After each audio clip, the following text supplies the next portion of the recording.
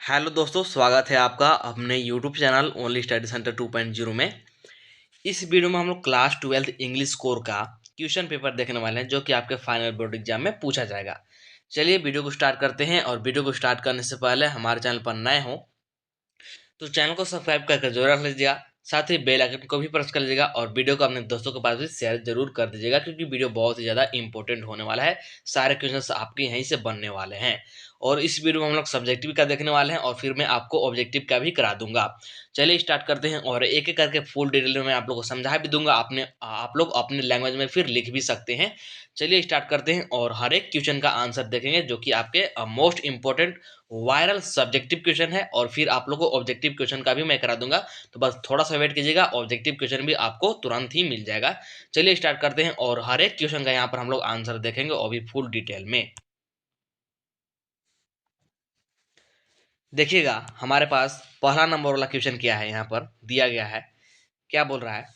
Which language would replace French in school, यानी कि school में फ्रेंच के जगह पर कौन से लैंग्वेज को रिप्लेस किया जाएगा, यानी कि कौन से लैंग्वेज को फ्रेंच के जगह पर पढ़ाया जाएगा। ठीक है। और पूछ रहा है वाई, यानी कि क्यों, ये भी बताना है। तो राइट आंसर क्या जाएगा इसका? सबसे सटीक आंसर है, सबसे सिंपल आंसर है, German language would in replace French in school. यानी कि फ्रेंच के जगह पर कौन सा लैंग्वेज को पढ़ाया जाएगा? फ्रेंच के जगह पर जर्मन लैंग्वेज को पढ़ाया जाएगा स्कूल में। ठीक है।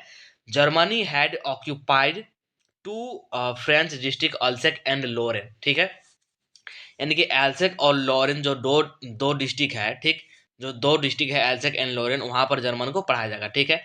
From the next day German was to be imposed on the French speaking people of to occupied French district. जो हमारा दो डिस्ट्रिक्ट है एल्सेक एंड लोरेन, और जो फ्रेंच स्पीकिंग पीपल है, यानी कि जो फ्रेंच बोलने वाले लोग हैं, उनको क्या किया जाएगा? उनको जर्मन पढ़ाया जाएगा। उन पे जर्मन क्या कर दिया जाएगा? इम्पोज कर दिया जाएगा। उनको नेक्स्ट डे से जर्मन पढ़ाया जाएगा, फ्रेंच नहीं पढ़ाया जाएगा। तो फर्स्ट नंबर वाला क्वेश्चन का ये हो जाएगा हमारा राइट आंसर, सबसे सटीक। आप लोग समझ गए होंगे। आप लोग अपने लैंग्वेज में भी इसका आंसर दे सकते हैं, कोई प्रॉब्लम नहीं है। चलिए नेक्स्ट क्वेश्चन, सेकेंड नंबर वाला क्वेश्चन की बात कर लेते हैं। क्या बोल रहा है सेकेंड नंबर वाला क्वेश्चन? देखिएगा क्या है। What was the order that come from Berlin? What was the order that come from Berlin, यानी कि बर्लिन से क्या ऑर्डर आया था, यहाँ पर बताना है। तो देखिएगा इसका राइट आंसर क्या जगह। इन द लास्ट लेसन, जो हमारी स्टोरी है the last lesson, Alphonse Daudet describes the reaction of the people of Alsace and Lorraine due to an order by Berlin.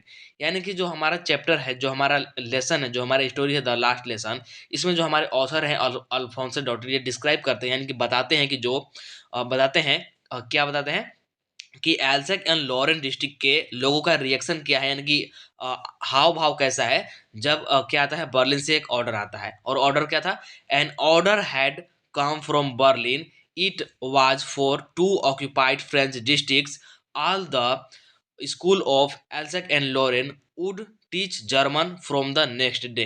यानी कि जो बर्लिन से ऑर्डर आया था, ठीक, दो डिस्ट्रिक्ट के लिए, कौन कौन से डिस्ट्रिक्ट? एल्सेक एंड लॉरेन के लिए, ठीक, एल्सेक एंड लॉरेन के लिए, कि सिर्फ वहां पर क्या पढ़ा जाएगा? सिर्फ और सिर्फ जर्मन पढ़ा जाएगा, सिर्फ और सिर्फ जर्मन पढ़ा जाएगा, फ्रेंच को अब नहीं पढ़ाया जाएगा अगले दिन से, यानी कि नेक्स्ट डे से। फिर है a new teacher would come tomorrow to teach German. French language कौन पढ़ा रहे थे? फ्रेंच लैंग्वेज हमारे टीचर एम हेमल पढ़ा रहे थे, ठीक। लेकिन नेक्स्ट डे से एक नए टीचर आएंगे, क्या पढ़ाने के लिए? जर्मन पढ़ाने के लिए। फिर फ्रेंच को नहीं पढ़ाया जाएगा। तो इस प्रकार से आपका सेकेंड नंबर वाला क्वेश्चन का राइट आंसर यहाँ पर बन जाएगा। ठीक है, चलिए आगे बढ़ते हैं। तो देखिएगा थर्ड नंबर वाला क्वेश्चन क्या बोल रहा है। थर्ड नंबर वाला question, why William Douglas never went back to the pool, यानी कि जो विलियम डगलस है ये वापस पूल पर क्यों नहीं गए?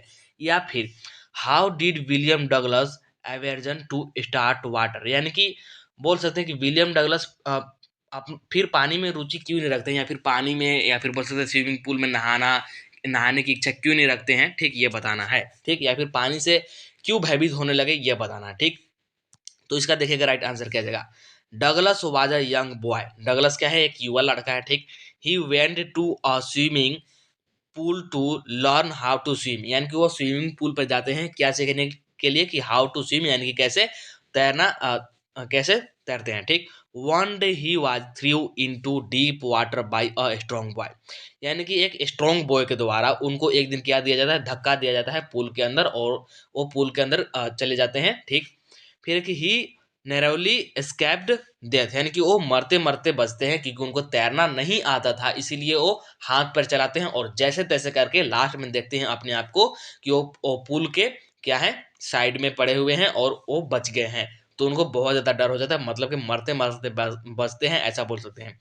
This experience had an ending effect on Douglas. ठीक है, इसके बाद देखिएगा, he was scared of water and avoided it, यानी कि इसके बाद जो विलियम डगलस है ना, ये क्या करने लगे, वाटर से डरने लगे और इसको अवॉइड करने लगे, यानी कि इसको मतलब अवॉइड करने लगे, यानी कि इसमें उनका कोई रुचि नहीं बचा। फिर है आगे, fear keeped haunting his heart, यानी कि जो डर है ये उनके दिल में बना हुआ है। He felt sick to his stomach stomach he never went back to the pool, और इसीलिए फिर वो पूल पर वापस नहीं गए। YMCA पूल बोल सकते हैं यहाँ पर, या फिर जो भी स्विमिंग पूल है ऐसा भी बोल सकते हैं। ठीक है, चलिए नेक्स्ट क्वेश्चन 4 नंबर वाला क्वेश्चन देख लेते हैं। यहाँ पर फोर्थ नंबर वाला क्वेश्चन क्या पूछ रहा है, देखिएगा फोर्थ नंबर वाला क्वेश्चन यहाँ पर क्या है। फोर्थ नंबर वाला क्वेश्चन क्या बोल रहा है, देखिएगा, what did the city people complain about in the poem a road side stand, यानी कि जो पोएम है अ रोड साइड स्टैंड, तो जो सिटी पीपल है, ठीक, सिटी पीपल यानी कि जो सिटी के पीपल है, ये क्या कंप्लेन करते हैं, किसके बारे में कंप्लेन करते हैं, यहाँ पर बताना है। तो राइट आंसर क्या जगह देखिएगा, the people who were running the road side stand accepted some of the traffic to stop there, यानी कि जो रोड साइड स्टैंड बिल्ड किया है या फिर जो रोड साइड स्टैंड बनाए हैं, ये क्या चाहते हैं, ये मतलब एक्सेप्टेड सम, यानी कि ये आशा करते हैं कि कुछ ट्रैफिक या फिर कुछ गाड़ी वगैरह आए और यहाँ पर आकर क्या करे, रुके। They looked forward to their prospective customer for earning some money, और वो जो भी यहाँ पर कस्टमर रुके वो क्या करे, यहाँ से सामान खरीदे जिससे कि वो क्या करे, कुछ पैसे कमा सके। The complaint of the village people in the poem roadside stand is that people traveling in luxury car don't buy anything, तो जो यहाँ पर कंप्लेन करते हैं ना सिटी पीपल, या फिर बोल सकते हैं विलेज पीपल, ठीक, तो ये क्या कंप्लेन करते हैं, तो कि जो ट्रेवल करने वाले, जो भी लग्जरी कार में ट्रेवल करने वाले लोग हैं, ये कुछ भी नहीं खरीदते हैं फ्रॉम देयर स्टैंड, यानी कि जो रोड साइड स्टैंड है वहां से। ठीक है, आगे देखिएगा, rich people rich people travelling in fancy car stop to ask for direction, यानी कि जो रिच पीपल है, जो अमीर आदमी है, जो कि फैंसी कार में क्या कर रहे हैं, ट्रेवल कर रहे हैं, यानी कि ठीक, यहाँ से वहां जा रहे हैं, वो किस लिए रुकते हैं, वो रुकते जरूर हैं रोड साइड स्टैंड पर, लेकिन किस लिए, डायरेक्शन के लिए, यानी कि पूछने के लिए कि ये रास्ता कहाँ जाएगा, ये पूछने के लिए, या फिर ये हम लोग कहाँ पे आ गए हैं, ये पूछने के लिए। और टू हम देयर कार और sometimes to ask for fuel, और कुछ बार क्यों रुकते हैं, कुछ टाइम, कि फ्यूल आपके पास है या नहीं, ये पूछने के लिए कि आपके पास फ्यूल है, यानी कि पेट्रोल है। But they don't think of by anything, लेकिन वो कुछ भी खरीदने के लिए नहीं सोचते हैं फ्रॉम देयर स्टैंड, यानी कि उस स्टैंड से। The the poor owner of the stand who is need for money, जो पुअर ऑनर होता है स्टैंड का, जिसने रोड साइड स्टैंड लगाया है, वो बहुत ही गरीब होता है, ठीक, और उसको पैसे की बहुत ज्यादा जरूरत होती है। His his need to earn a little money for the subsistence of his family remain unfulfilled, तो इस प्रकार से हो जाएगा इसका राइट आंसर। चलिए अगल का क्वेश्चन की ओर बढ़ते हैं। 5 नंबर वाला क्वेश्चन क्या है, देखिएगा 5 नंबर वाला क्वेश्चन क्या बोल रहा है, यहाँ पे देखते हैं। यहाँ पे क्या बोल रहा है, what did Charlie see at the third level, यानी कि चार्ली थर्ड लेवल पर क्या देखता है, थर्ड लेवल स्टेशन पर। ठीक है, तो यहाँ पर इसका राइट आंसर क्या जगह देखिएगा, Charlie find the third level at the grand central station, मतलब कि ग्रांड सेंट्रल स्टेशन में चार्ली क्या कहता है, थर्ड लेवल को फाइंड करता है। ठीक है, लेकिन एक बात यहाँ पर ध्यान दीजिएगा आप लोग कि रियली में थर्ड लेवल एग्जिस्ट नहीं करता है, थर्ड लेवल नहीं था, एक बात आप लोग याद रखिएगा। ठीक, तो क्या फाइंड करता है, अ प्लेस ऑफ 1894, यानी कि एक स्थान जो कि कौन से ईयर को डिनोट करता है, 1894, यानी कि पास्ट ईयर को डिनोट करता है, यानी कि 1894 को डिनोट करता है।